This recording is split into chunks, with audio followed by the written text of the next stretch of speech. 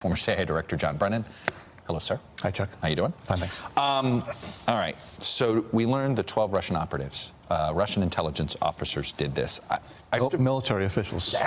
This is what's amazing to me. I am to identify this dozen folks.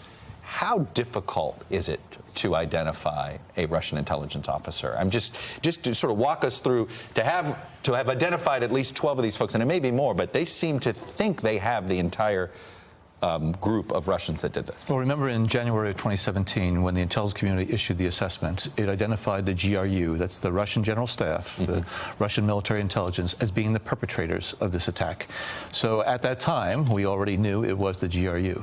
But I think the DOJ's indictment today is testament to the tremendous efforts and work of the FBI, as well as the intelligence community writ large, in terms of putting together the pieces forensically, as well as other intelligence that might be available, to identify the exact individuals who were responsible and involved in this attack. Let's go through some in this indictment. What did you learn today that was new to you?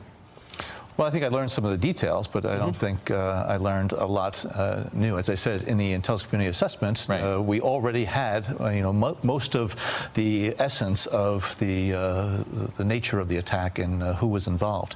But I think the DOJ was trying to make sure they could put things out publicly so that they could really just identify the individuals involved, but also protect those sorts of methods that we need to continue to rely on. One of the more disturbing aspects of this indictment was the fact that the attempts to go to the election rolls were actually were much more sophisticated than maybe we thought. It wasn't just testing to see what they could get; that they were going to seeing what they could do. Now maybe they found out that he couldn't change vote, and maybe they thought they could. This happened in October. How quickly was the intel community alerted that this was happening? When did you find out that this was happening? Was it a couple weeks later?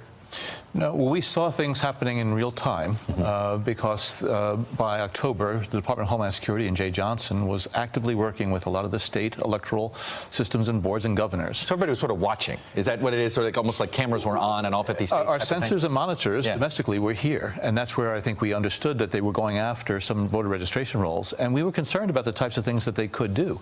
And that's why I think some of the pushbacks against the Russians in the months, August, September, October, might have deterred the Russians from doing more than what they might have done. But clearly they had some of the capability, they had a presence, and it was a question about whether or not they were going to follow through on it. What makes the GRU better at this than the FSB, which is the other arm of the intel community in Russia? Well, I wouldn't say that they're necessarily better. They have different types of capabilities as well as areas of emphasis. But the FSB, which is the FBI equivalent in Russia, the SVR, which is the CIA equivalent in Russia, and the GRU, those three have very sophisticated and capable cyber efforts that are underway to go after sometimes domestic dissidents inside of Russia as well as external efforts. Were any of these Russian officers familiar to you? Some of the names I'm aware of. In that they are just regular operatives that you would have run-ins with, or it would be in things like this, or espionage? Well, the GRU in the last 6 or 9 months or so of my tenure was going through some leadership changes at the senior-most levels. But the GRU is very active outside of Russia's borders. They have been known to do things in the near abroad, whether it be in the Ukraine or in the other areas of Eastern Europe. Why, and maybe you're not the best person to ask this, but why do you think the Americans weren't named now? Why do you think they hesitated on WikiLeaks and hesitated on Roger Stone when the indictment essentially describes both the individual and the entity? Well, I think this is very quintessential Bob Mueller in terms of being thorough and very deliberate, as well as very strategic in his approach. When in February, the Department of Justice indicted the Internet Research Agency and 12 Russian civilians, that was the first shoe to drop. The second one is Russian government officials, these military GRU officers. I think the third shoe to drop, and again, not speculated about who, would be U.S. persons who may have been involved, because you need to indict foreign government officials in order to have a conspiracy with Today a foreign was government. the central crime, right? Today was the indictment on the actual, here's the crime that took place, stolen material, and who did it, right? And so what you're saying is the American aspect of this would be the conspirators. Absolutely. The ones that were working with the Russians, and I think Rod Rosenstein did a very good job in terms of being very careful in terms of what he said.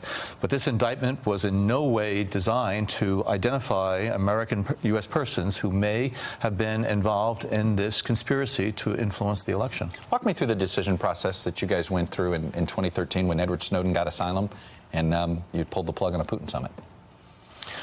Was that the tit for tat? Was that the punishment? It was something that the National Security Council will gather to discuss what is the best way forward on something as serious as that, as the Snowden defection. So that happened. You guys convene a meeting. Right. And and President Obama was very mindful of what both the reality and the perception would be of a meeting like that, and also wanted to send a clear signal to Russia about some things that are not acceptable. That's why I think it was very appropriate for the Department of Justice to announce these indictments publicly today. You think it was important to do this before the summit? Oh, absolutely. Why is that? And I think it was very important to give Mr. Trump a chance to bow out of the meeting in Helsinki. He decided not to. Now, if Mr. Trump takes this seriously and he treats it like he should as the President of the United States, he should go to Helsinki and meet with Mr. Putin and in no uncertain terms tell him it is incontrovertible that you authorize interference in our presidential election. This must stop, and if it doesn't stop, there are going to be some really serious consequences to pay. What are the consequences? What are the realistic consequences that you think would change Putin's behavior? Well, first of all, I think a consequence would be for Mr. Trump to change his fawning attitude toward Mr. Putin and to basically call the Russians out on a number of things that they're doing, not just in the cyber world, but also on their insidious efforts to try to influence events and politics in many countries, whether it be on the Brexit vote or other votes inside of Europe. But I do think it's important for Mr. Trump to be able to lay down to Mr. Putin exactly what those costs and the facts are. Now, this is a very dangerous time. Yeah. And we have indicted now 12 Russian military officials for trying to interfere in the election and influence the outcome. And what we can't do is now go, toe-to-toe with Russia and bring this to a war. We certainly can't do that. But we cannot give them a pass. This takes a very deft and I think sophisticated handling in order to ensure that we get through this very challenging time without sparking some type of major confrontation between Moscow and Washington. Very quickly, you heard us talking about the Panama Papers. He has always believed that Panama Papers embarrassed him because it exposed him as an oligarch. Yes.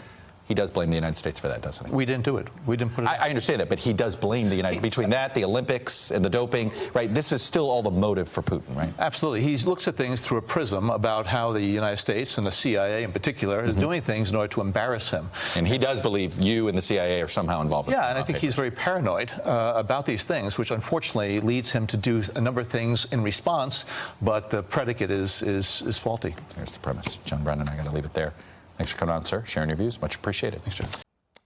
Hello, YouTubers. If you're watching this, it means you've checked out our channel, so thank you. Now do me a favor. Subscribe by clicking on that button down there. Click on any of the videos to watch the latest interviews and highlights from MTP Daily and MSNBC. You can get more Beat the Press content every morning in the First Read newsletter. If you're tired of content that you don't know anything about where it came from, you don't have to have that problem with us. NBC News, MSNBC, MTP, and the Meet the Press mindset right here for you on YouTube. Subscribe now.